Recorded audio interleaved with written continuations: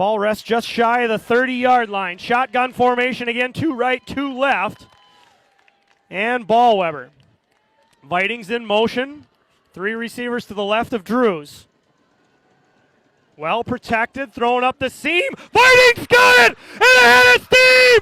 30, 20, 10, touchdown! Tigers!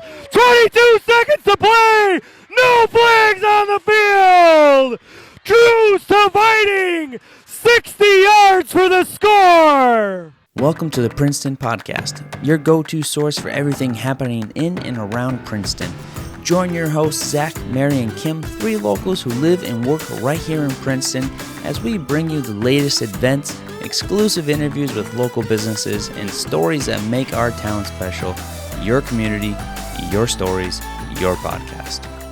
Well, we are so excited to have the voice of the Tigers with us today. Welcome, Erik. Yeah, thanks for having me. Absolutely. Congrats on your outfit choice here. Like, I love, like, as soon as he came in, I was like, dude, nice shirt.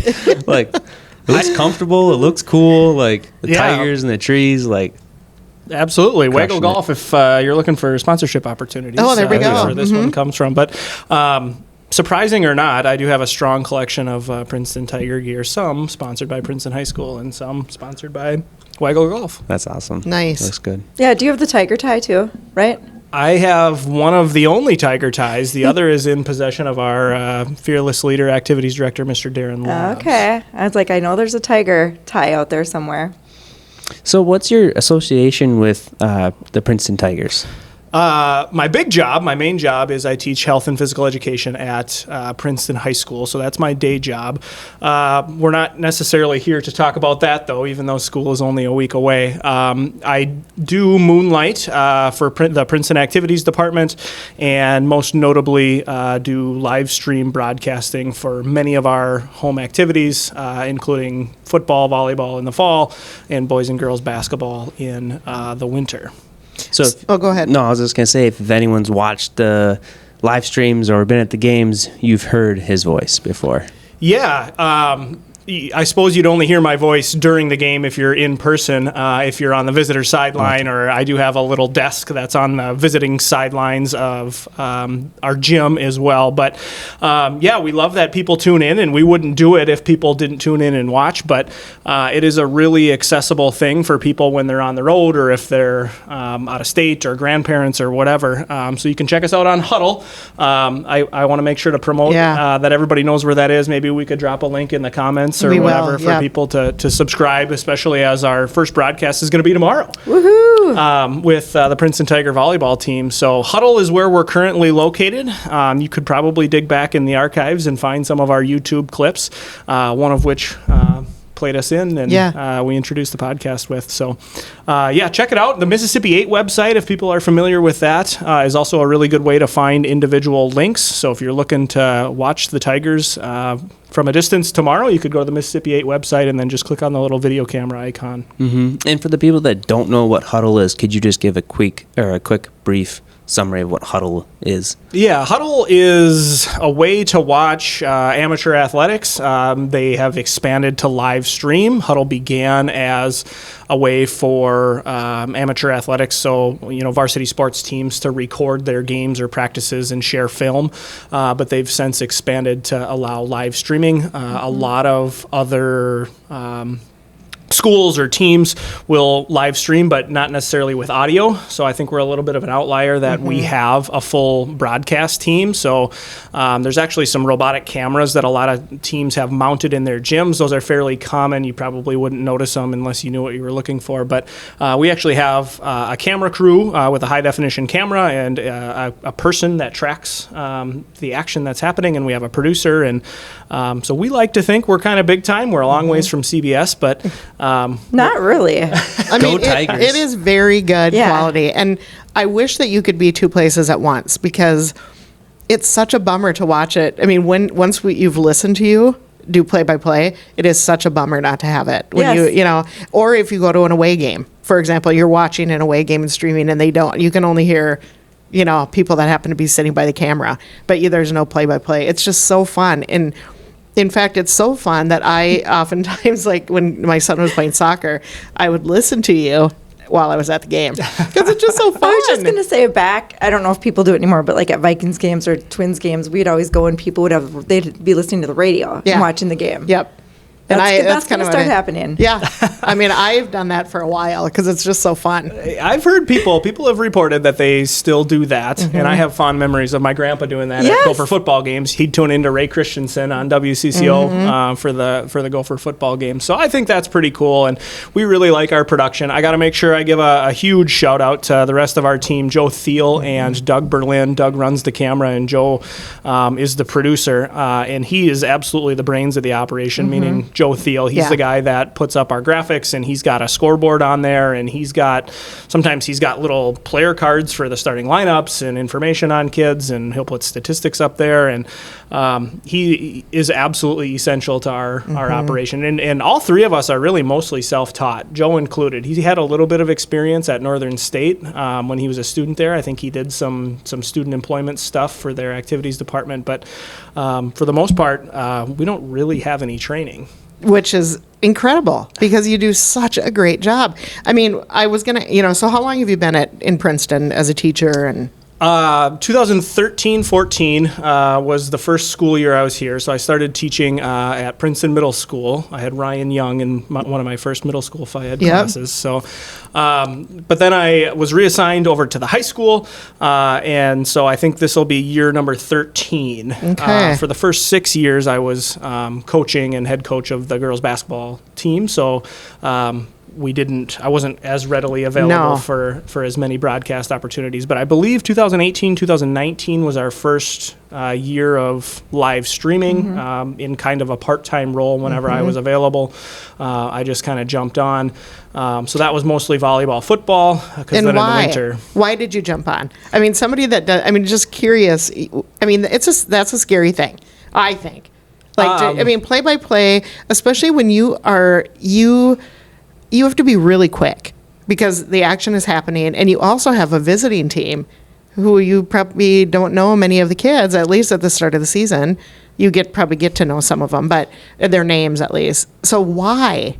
Yeah, Would you question. It was one of those things, I think I just have a tendency to say yes to things, especially when it comes from people that I trust and have faith in. So like when Mr. Lab said, hey, we have this opportunity, do you want to do it? And I just dove in head first. Yeah.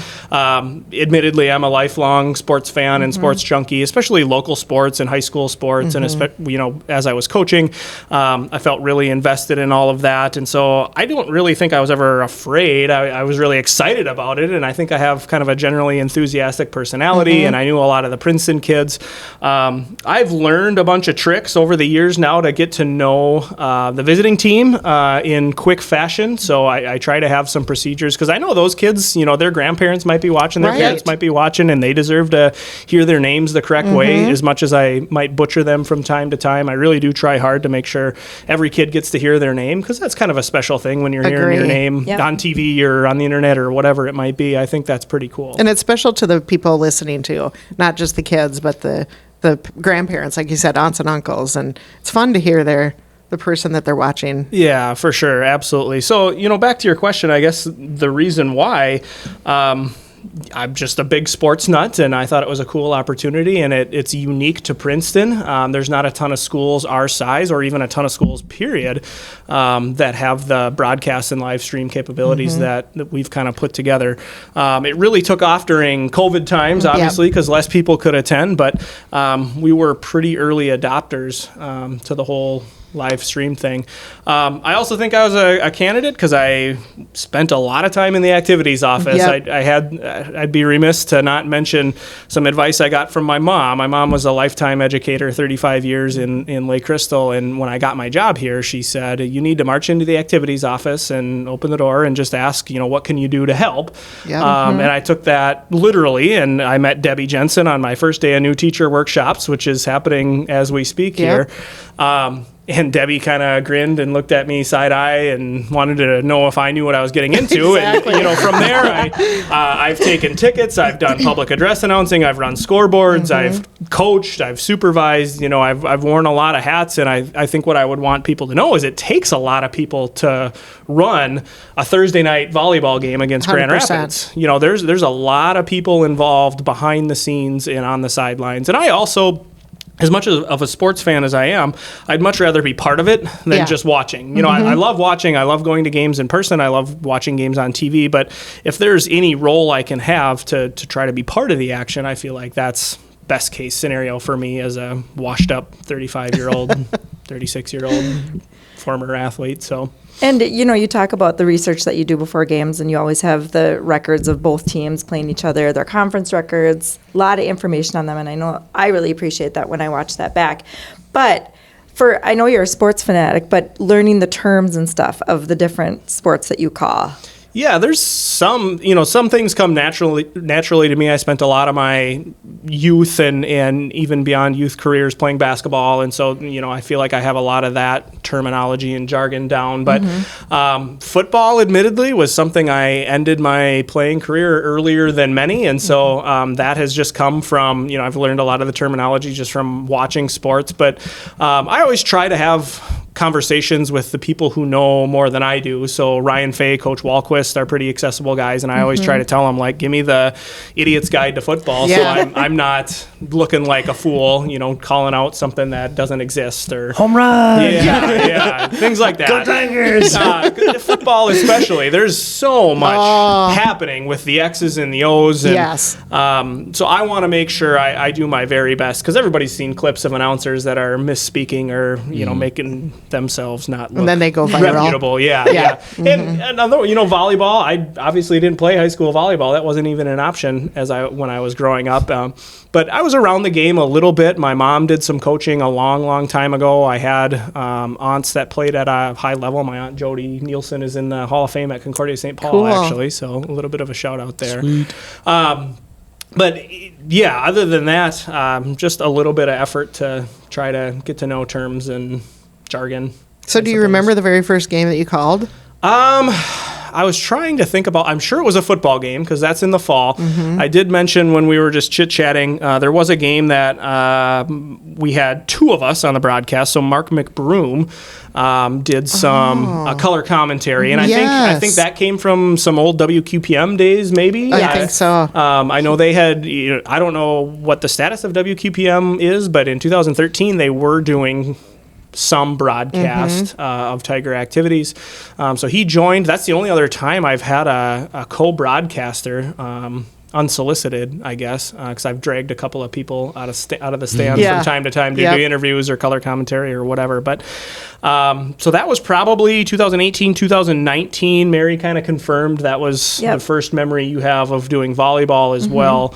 But some of those early memories, I wrote down some specific games. Like I think the first basketball game I called, so 2018, 2019 was a pretty good year for the Princeton Tiger boys basketball team. That was the first state appearance since 1932 or 24 or something like that. So they had a really good team, and they matched up against St. Michael Albertville, who was a conference team at the time and was kind of wiping the floor with the Tigers and everybody in the Mississippi 8 at the time. And even though the Tigers weren't on the right side of that, it was a 56-54 loss for the Tigers, but to be competitive with a school of their magnitude, that felt really good to be part of. And I just remember, what a slobber knocker that was. It was just two heavyweights going at each other. Slobber knocker. I learned that term from you, and I would rewatch something, and I was like, what does slobber knocker mean? I think I texted you.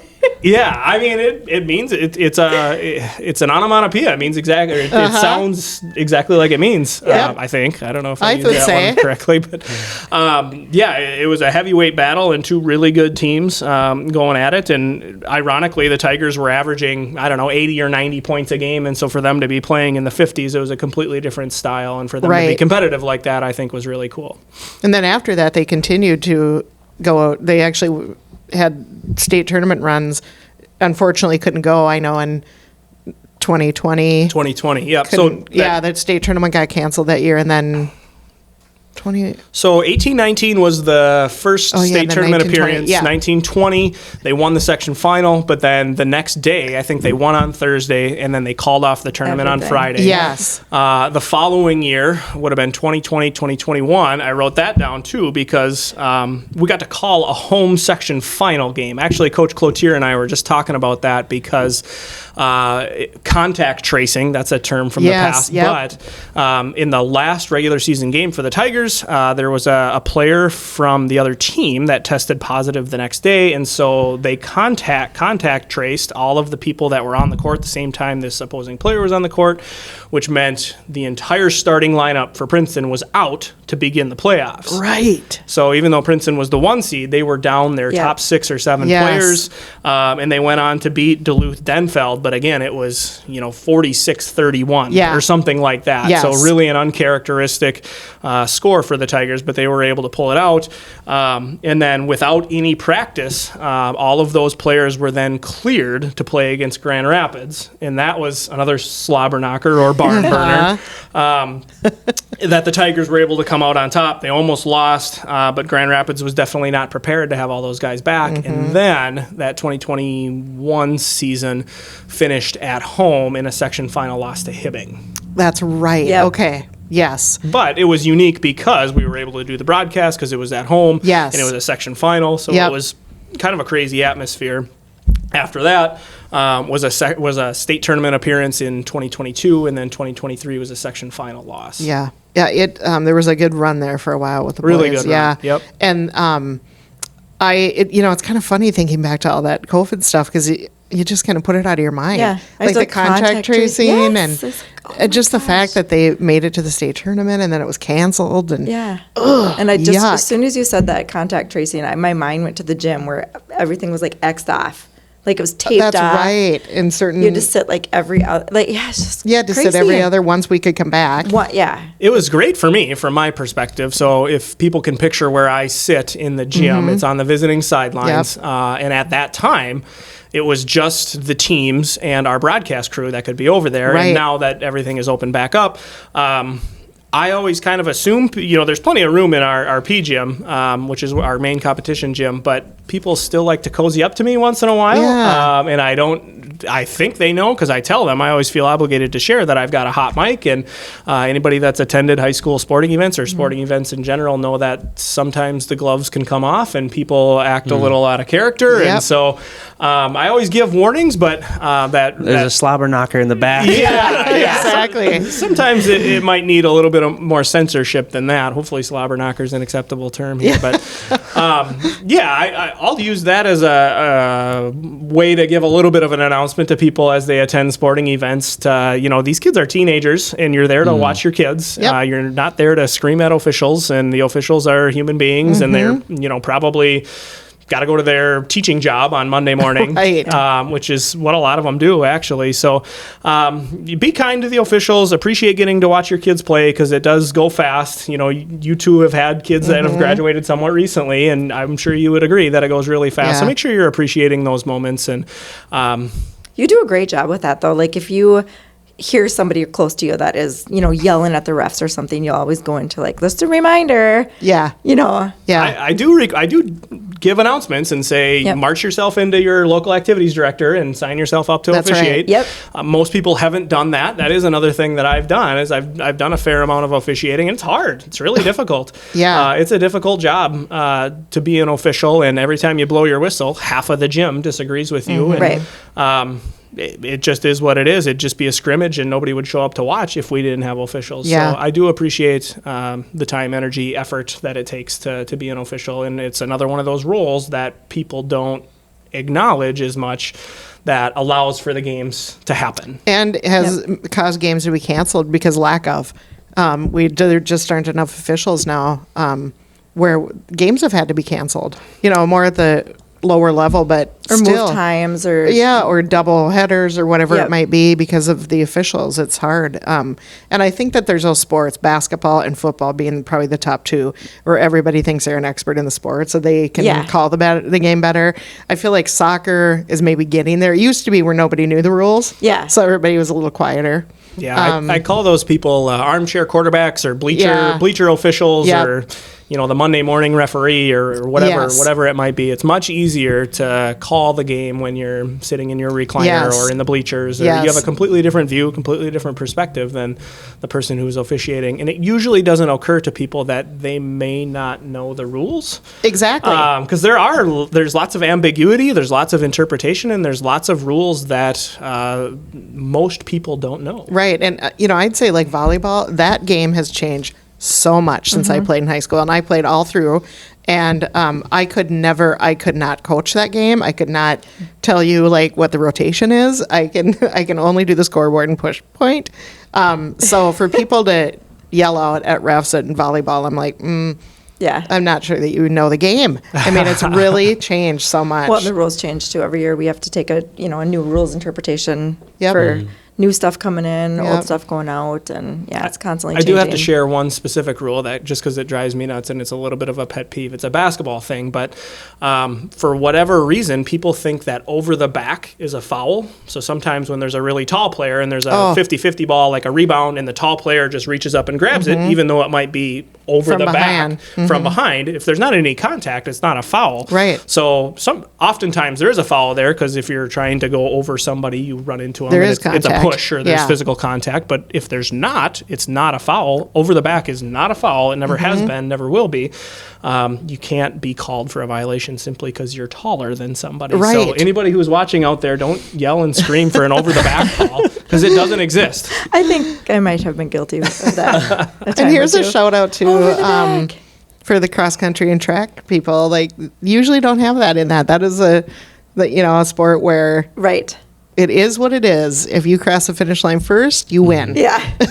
Right. So there's not usually. Although I worked the track meets this year, and I was watching the slow motion on the computers, and there are some really tight photo finishes. And then I have to go to the coach and be like, okay, is it the chest? Is it the head? Because they duck their head and like this. It's is actually so the close. chest. So for people that don't know, it's the chest. It's not the head. Yes. Yep. So there's some rules. I remember from seeing some parents at wrestling meets losing their mind though. If not, because some of the calls for wrestling, it's very close, right? Like if you pin someone, the ref's right there looking at the shoulders, and if he sees it, he calls it, right? But then the parent on the other side of the room is like, "Oh my god!"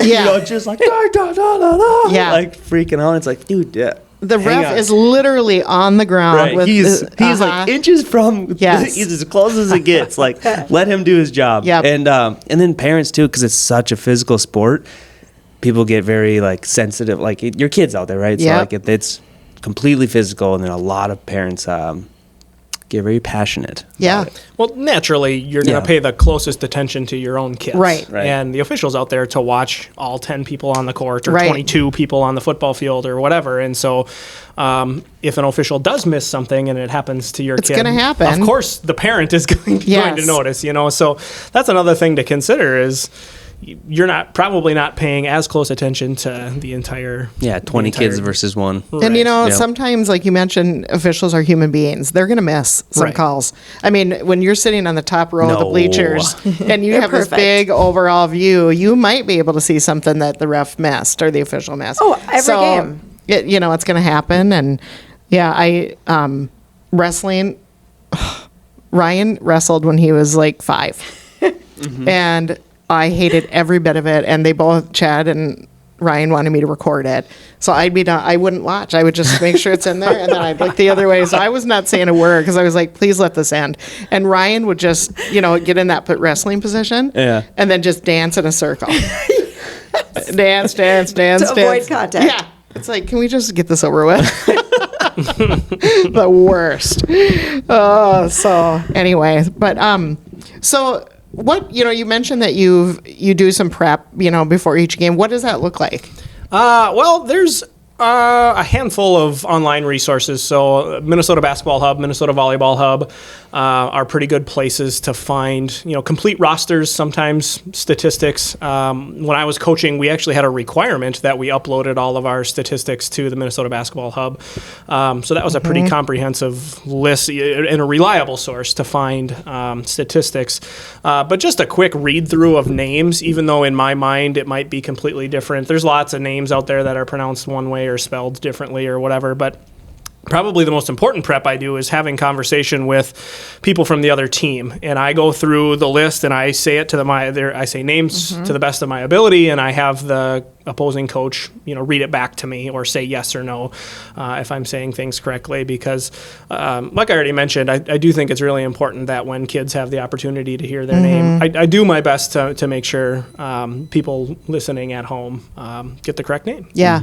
And you don't get nervous about that. I would get nervous every game. Yeah, I mean, that probably comes from teaching as well. I guess I'm not afraid to say, I don't try to say anybody's name correctly, but that's a common mistake. I feel like most people understand, especially if you have maybe a more unique name. Yeah. John Smith. Right.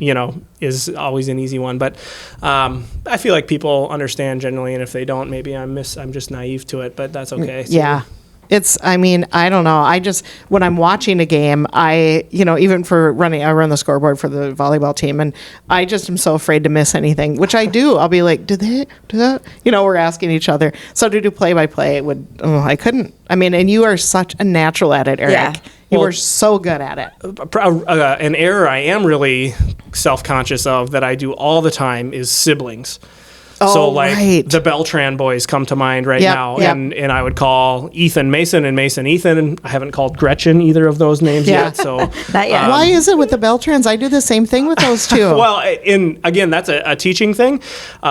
Twins, I'm awful with telling twins apart. I don't know how many sets of twins I've had in class over the years, and I just go last name all the time. Yep. Unless it's like a brother-sister kind of a twin situation, then I can keep them apart usually. But as is small town athletics, you see the last name a lot. There was a young playing soccer or running track and field for a long time in Princeton, and it's the same thing for other communities. So I do see a lot of the same last names, and I just assume it's a sibling or a cousin or whatever it might be. So that helps, but yeah, that's tough. That's really tough. And again, you just do such an awesome job.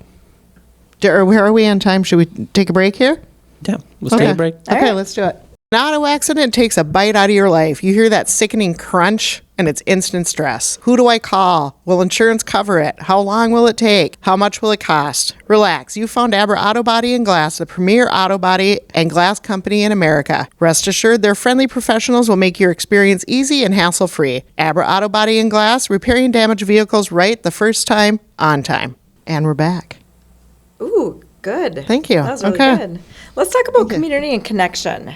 What role do you think local sports plays in bringing our community together?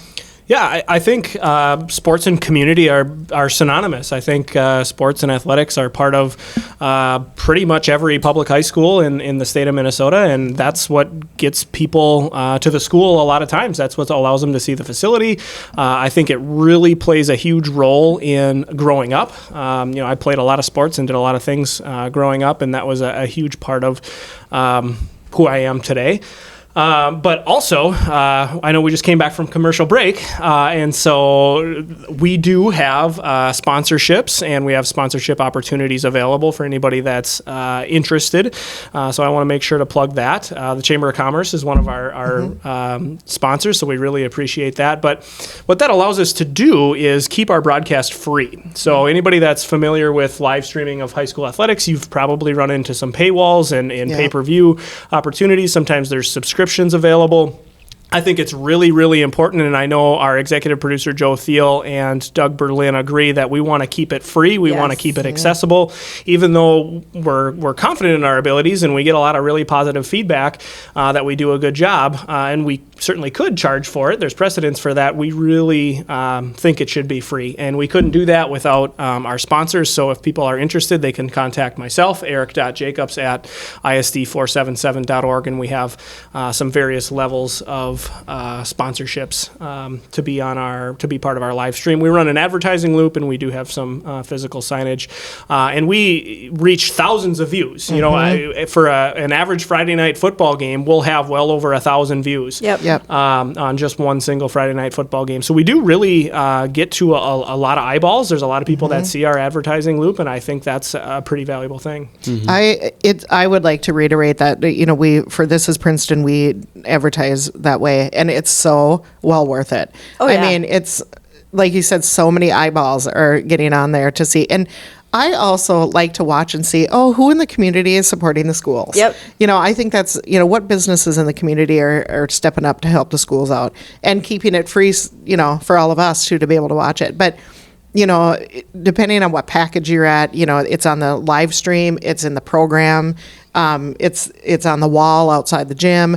It's just I personally think that there's a lot to be said about businesses who you can see, you know, maybe at the racetrack and on the live stream and around the community, where when people are trying to figure out, you know, where should I eat? You know, well, I always see this business always, you know, advertising at all these events and everything, or where should I bank, or whatever it might be. And then for us as a tourism, we really are pushing this podcast so people are aware of it, because it's awesome, obviously, and people just, I think, aren't aware. So that awareness too, it's just such a good deal to be a part of it. So I highly encourage businesses to be a part of that. And Joe also does an excellent job of running those, you know, making sure, and well before the broadcast even starts, those are running. And then half times they're just scrolling. It's super nice. So it's not like you're just going to be shown once. And I also want to mention that it's not just sports. The choir concerts are streamed. Graduation is streamed. Not just the sports that I mentioned. I do play-by-play for volleyball and football in the fall, boys and girls basketball in the winter, and then an occasional baseball, softball game in the spring. However, most of our extracurricular events at home are live streamed. So whether that's a band concert or this might be a stretch, but maybe not, like robotics. We've had some meets. And Joe, sometimes it's easy as just flipping a switch to turn the camera on for people to see that. But we've done swimming meets. We've done wrestling matches. I think he's done track and field before. So there's a lot of opportunity there. Those aren't our most viewed events, but they're on the internet for people to see regardless. Absolutely. So Grand March is one of the things that we've live streamed, and I think I was telling a story during our break of that is one of my more memorable memories, because that's not necessarily in my skill set, but I did my best Joan Rivers impression to try to talk about the different outfits, and maybe it was Jake Patnode in a stunning black tux, and his date had a floor-length red dress, and you know, I'd have just below the knee. That was not my expertise. So, you know, in terms of things that I was maybe afraid to do, Kim, that was up there. That was way out of my comfort zone. I so hope that's saved in the archives. I know. It's on the internet somewhere. The internet doesn't forget. No, that's so true. I'm finding that. Forget. I think talking about the live stream would be fun for like track, is riding in a golf cart on the side of the track. Oh, and that'd be like so cool. Filming like the person running, they're just like that'd be like so zooming fun. I do think so. Now that you say that, so again, to shout out Joe Thiel, because he just does such a tremendous job, and he's another guy that just doesn't say no to many things. He's always like, we'll dive in head first and figure it out. So he has a wireless camera, and so there's been times where we've sent people down to the sideline to film on the sideline, or most notably, like during homecoming, the fall musical always does a little halftime performance, and Joe always makes sure that we get that on film as a little bit of a halftime program, or whether it's homecoming escort or homecoming coronation, you know, things like that.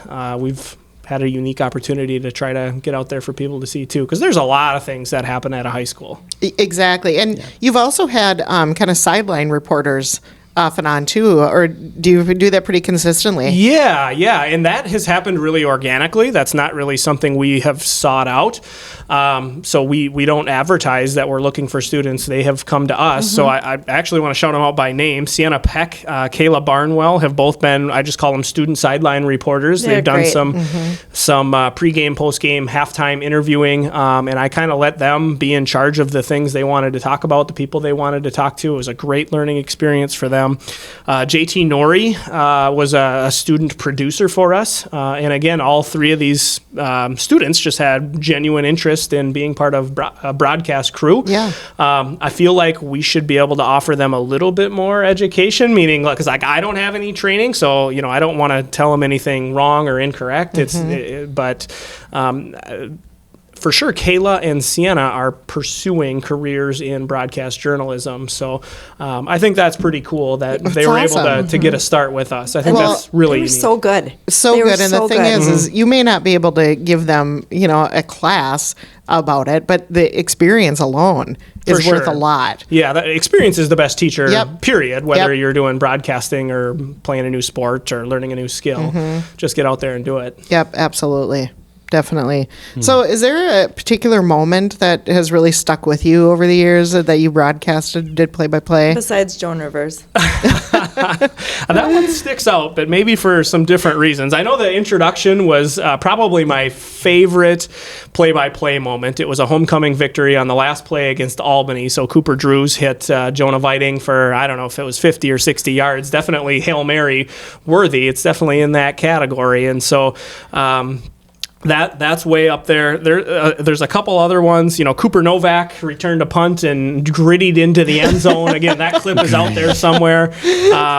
Unbelievably, wasn't flagged for it. It wasn't a penalty. So hats off to Cooper Novak. He's one of the all-time greats. Yeah. Cooper Drews became the all-time leading scorer in the final regular season game. That was a pretty big one. That was really cool. I wrote down Hayden Stay's 998th point. I had lost track of how many points away he was and announced to the internet that he was the newest 1,000-point scorer, and there wasn't any reaction from people. So it was just, and it was going to be a little dramatic. It was kind of a walk-away win for the Tigers, and the way I remember it is Hayden was still on the floor, and they had pitched it ahead to him, and I was like, oh my gosh, he's going to dunk it, and the buzzer's going to go off, and it's going to be his 1,000th point, and it's going to be epic. And so I got really excited, and then he just kind of shot a little, layup, Yeah. and the buzzer sounded, and then they got in handshake lines, and I looked around and thought, that must be point number 998. And sure enough, the next game he scored the first 2 points against Little Falls, I think, and that was his 1,000th That was point. 1,000th. And that was away, wasn't it? Yeah, that was at Little Falls. Yeah, what a bummer. Yep.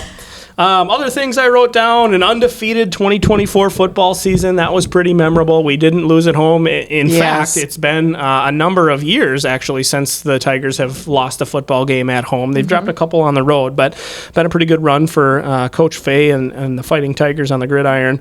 I already mentioned that St. Michael Albertville loss. Even though it was a loss, that was pretty memorable. The Grand March in 2021 was memorable. And the one that we've had the most giggles over was a streaker during homecoming. And even though our producer, Joe Thiel, who's got as much skill as anybody, went almost immediately to commercials, there was still a glimmer out of the corner of the screen. Oh, and then everybody watching is probably like, no, put the cameras back on. Yeah, so Don't pull the camera. I'm not at a loss for words often, but that was a time when I didn't really know What do you say? what to do or what to say. And we have a streaker. Was he Yeah. tackled? Like in No. the... Somebody No, and get some time on this kid. Yeah, so I don't. He got away. I mean, he didn't get away with it ultimately. No, but ran, Right. like wasn't tackled on the field. Hopped the fence, and then I think he got in a car on Tiger Boulevard, and Off he went. off he went. Wow. Why would you want to go streaking? Like, why? People have done it for so just many like years. traditions. Yep. It's a big dare. It's not a good tradition. Like, pick something else. Gosh. It's exciting for the student section. Yeah, And that's then the about parents it. are always like, that better not be my kid. Exactly. Uh-huh. That is awesome. Yeah, make good choices, kids. Yeah, if you're make good watching. choices. Exactly. So Yeah. if you could announce any sporting event in the world, what would it be? I think naturally the Super Bowl is my first answer. That's probably one of the most notable events in the world. But March Madness, being a basketball guy, I've attended a few different March Madness games in person. My brothers and I have made a couple of trips. Some old college roommates and I have made some trips to March Madness in person. But that creates some pretty unbelievable moments, whether it's upsets or buzzer beaters or last second. March Madness, it's just so fun. It's the and best. There's always buzzer beaters. Always. Yeah, and there's just an added level of excitement, I think, when it's a bunch of college kids, even though the landscape of college athletics is changing significantly, when they're 18, 19, 20 years old, it's just an unbelievable moment. And it really brings me back to, not that I ever had moments at the high level like that, but it's just easy to reminisce and go, back in the day and open up the yearbook again to think about some of those times that we had competing. And then when when there's those buzzer beaters and then the team that loses, you're just so heartbroken for them, especially the seniors. It's their last game, and it's tough. Yeah, sports are emotional. They're very emotional, and honestly, that's an important lesson for kids to learn, is how to deal with some of those really big emotions and big feelings. Miss Rachel's on the TV at my house all the time now with our 1-year-old. I got to make sure to shout out young Rachel. Archer and my wife Allie. Yes, I got to make sure to shout them out because they allow me to come do things like this, and they put up with a crazy schedule in the fall and the winter. But Miss Rachel sings a few songs about how to deal with your big feelings. Does she? Yeah, absolutely. Okay, then maybe that's something we need to bring to the high school level. Because I think, Rachel. And even for parents, it's the last of. It's such a big part of your life. There's so much joy that comes from it as a parent and a player. And I just know a lot of kids go on to play at the next level, and I know my oldest son did that at Mankato, and he just said there's nothing. Once he did it, he just said there's nothing like high school. Performing at your best, especially when you have a great season, performing at your best, having that experience with your best friends, there's nothing like it. And then you go to the next level and you don't know anybody. It's kind of a grind. It's more of a job than it is, and so it's something that you just want to hold on to. Yeah. I do want to follow that up a little bit by just adding, even though it is really emotional and it's really important and nobody wants to take away the importance of that, it should be something that you do, not really who you are. As much as it is a big part of your identity, sometimes when you do experience adversity, whether it be a season-ending injury, career-ending injury, it can feel like something was taken away from you, because it was, but at the same time, there's more to people than the sports that they're competing in. That's right. Yeah. So eventually the lights get shut off and the bleachers get pushed in, whether that's your season ended in adversity or you ended as state champions. Eventually it comes to an end for everybody, but I would encourage people to still stay involved, whether it's broadcasting or taking tickets or running a scoreboard or officiating. There are ways to stay involved. It's not the same, it's not quite as exciting, but it does feel really good to be involved in the things. For like myself, I played a lot of basketball growing up, and even though I don't really play anymore, we play a little bit of old man basketball, but it's a great way to stay involved. So exactly. It's a good reminder that as important as it is, it's not who you are as a person. It's a big part of who you are, but it's not all consuming. It shouldn't be all consuming. No. I don't think that's a healthy mindset. And there's skills that you take from it that have nothing to do necessarily with the sport itself that you can carry on. Like that son I was just talking about that ran at the college level is now coaching high school cross country, and he is just loving it. And one of the things he's saying that is he's really working on is bringing the shy kids out of their shell. He's like, I pick at that every day, and I love seeing them come out of their shell. That's not something that he learned from running, right? You know what I mean? Right. So there's lots of things you can do to keep that going in a different way. That's really enjoyable and fulfilling. I also want to take a second, and I'm going to put my philosophical hat back on, if you will. But we've gotten a lot of gratitude and a lot of credit for our work, which is great. I'm not asking people to stop telling us thank you, and I really do appreciate the gratitude. But I also want to follow that up by saying if people can fire off an email to a broadcast team that they've never met, they can also do that for their coaches, right? Yeah. So in my 6 years of coaching, there were plenty of people that were grateful for the work I did, which was significantly greater than it is for my broadcast gig. I If the basketball game tips off at 7:00, I'm probably there at 6:30, and I write down a few names. I have a few conversations, but coaches are there at 3:30, and they're watching film and putting together scouting reports and planning practices, and they're getting on a bus to drive to Chisago Lakes on a snowy Tuesday, and that's way more work. And they care about kids. They care about the kids that are on their team, the kids that are in their program. And so send them thank you notes and tell them thank you, because they're working way harder than I am. I've got an entire billboard filled up in my classroom with thank you notes that people have sent me. So I know people are capable of it, but sometimes I think, coaches get the short end of the stick and they don't feel the gratitude as often. There's plenty of people that are grateful for their coaches, but in my opinion, I think it should just be more so. And those coaches have often have like a lot of influence on kids and really impact their lives. So I think it's fun too for coaches to kids to stay in touch with their coaches. And yeah, absolutely. Yeah, it's so rewarding. Yes, exactly. Especially following the kids that you've coached before and how they're doing in life, and they're getting married and having babies, and you're not doing it for the money. Let's put it that way. I mean, so it's the time does not equal the money. Time, energy, and effort. Yep.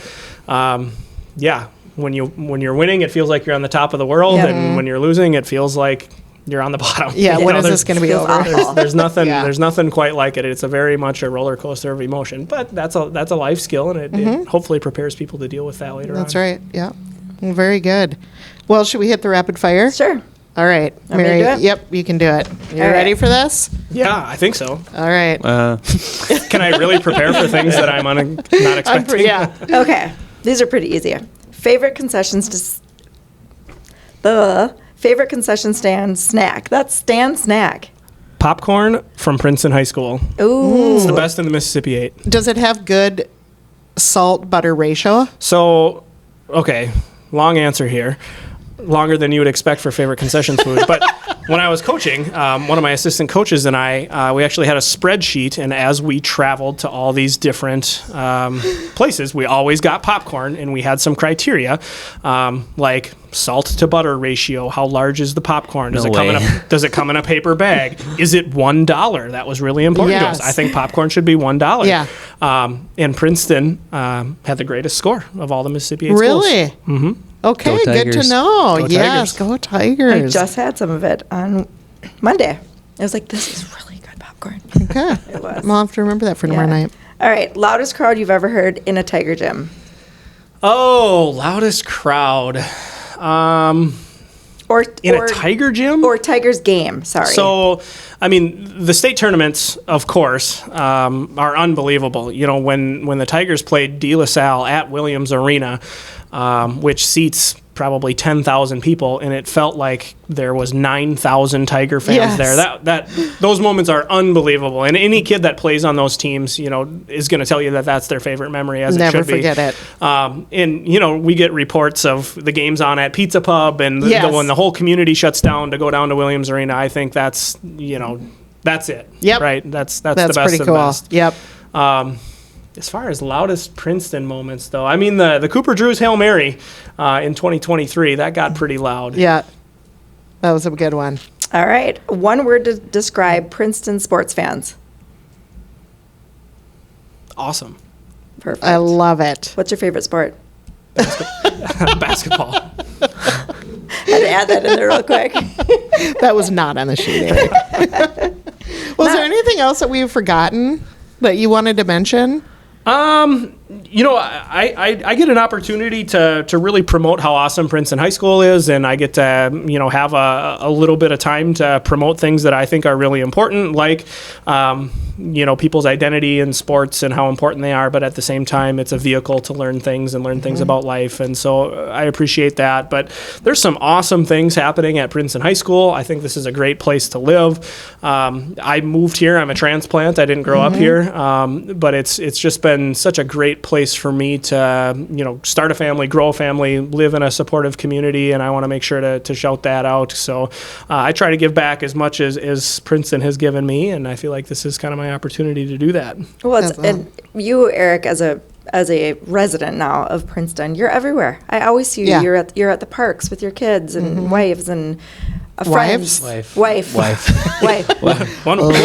Just one, Allie. Just one, Allie. Sorry, Allie. I was thinking like your group of people that you guys do play dates with, and you're at games. You're just always there. You're popping in to watch practice. You're just in the community, and it's awesome. So people probably don't know that you're a transplant. I have gotten that before, where people have asked me when I graduated, and I'll tell them 2008, and then they'll say, "Oh, do you know so-and-so?" And I'm like, "Well, no, I didn't graduate from here." Right. But I feel like I got to shout out just the way that I grew up in my family. And, my mom was a lifetime educator. My dad was a farmer, but we lived in the community that my mom taught in. My dad was on the school board. He was on city council. So, this is how I grew up. I grew up going to events and being part of the community. My grandpa was a lifetime educator. He was the FFA advisor and ag teacher for 40 years. And so I think that's a great way to grow up. I think it's a great way to raise a family. Yep. Mary, you're raising your kids growing up in a gym, and I think that's just a phenomenal way to do that. So I'm glad that young Archer gets to come see me. I don't know, he probably won't remember any of this, but hopefully I do it long enough where he can. Exactly. Yeah. And I just want to tell a quick story about Erik too, just kind of a connection thing. So there is a for the high school track and cross country, the record for the 5K and the 3,200 meter is held by a person named Doug Berlin. Doug Burns. Doug Burns. And Ryan, when he started track and cross country in 9th grade, wanted to break Doug's records. And so he reached out. We found a way to connect with Doug. We somehow found his email or something like that. And Ryan wrote him an email and said, who he was. And you broke these records, long ago. I think it was maybe in the 70s. His records are still there. And I really want to try to break these records, and I wanted to get in touch with you to see if you have any tips or anything. And Doug wrote back and said, it's about time somebody go for those records, and good for you. And then you and I must have been chatting about it somehow. I don't remember one day. And then what did you tell me? So Doug Burns was my high school math teacher and activities director. In Lake Crystal Welcome Memorial, tiny little small town in southern Minnesota. I only graduated with 60 people, but he taught math and was the activities director, and he just retired from his math teaching job not that long ago. Still is currently the athletic director, but his name is in the Tiger Gym. He holds the 1 mile, 2 mile, and 3 mile, so 5K record at Princeton High School. And Ryan was getting really close. I think had he been able to have a senior season, he might have broken those records. 3,200 for sure, which really stinks because I know Doug would have been all about it and super supportive, and he tunes into the live stream once in a while. So I wouldn't be shocked if he tuned in and saw the podcast. So Mr. Burns, Doug. shout out. Small world. It's such a small world. And then just that whole connection back to Princeton too is Doug. He then Ryan made it to state twice in cross country, and Doug showed up at the state meet, and then. He was a graduate of 2020, so there was no graduation, regular graduation and things like that. And one day we saw a car pull into Ryan was leaving the driveway, and there was a car that stopped him when he was pulling, that was pulling into our driveway as Ryan was pulling out, and it was Doug Burns. And he had stopped by to drop off a card for Ryan, and he wrote an incredibly nice letter. He gave him copies of Doug had kept running journals. He gave Ryan copies of all of those as he because he was going on to Mankato, and it was just so cool. And then the fact that there was this connection with Erik, that he was his math teacher.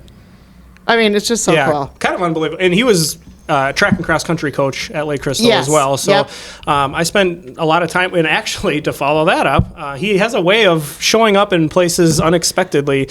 I think it was the first home game my first year as head basketball coach. I was, my mind was in 1,000 places, and then all of a sudden I looked across the gym during warm-ups, and I was like, I think that's Mr. Burns in Princeton, Minnesota.